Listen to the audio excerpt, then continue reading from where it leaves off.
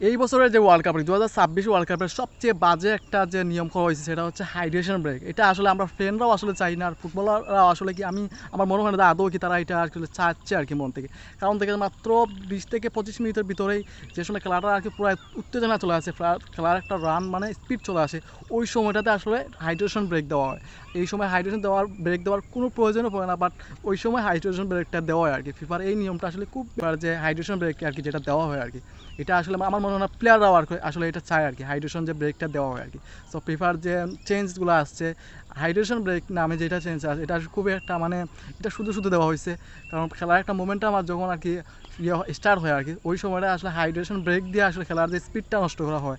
আসলে এই হাইড্রেশন ব্রেকটা আসলে খুব বেশি প্রয়োজন ছিল না। যদি এশিয়ার মধ্যে হইতো, ধরেন আপনার মিডল ইস্ট অথবা বাংলাদেশ বা ইন্ডিয়া এরকম কোনো দেশে হইতো, এরকম দেশে হইলে আসলে হাইড্রেশন ব্রেকটা দেওয়া আসলেই একটা কার্যকর ছিল। কারণ এই দেশে প্রচুর গরম, আমেরিকার মতো দেশের মতো আসলে হাইড্রেশন ব্রেকটা দেওয়া আসলে মনে হয় না খুব বেশি মানে ভালো দিক আর কি খেলার জন্য আর কি। অনেকটা টাইম নষ্ট হয়, স্পিড নষ্ট হয়। মানে একটা দল যখন গোল খায় বা গোল রিসিভ করে, সো এই সময় আসলে এই হাইড্রেশন ব্রেকটা অনেকটা স্পিড কমায়। সো ফিফার এই নিয়মটা আসলে খুব বেশি মানে ফালতু একটা নিয়ম আর কি।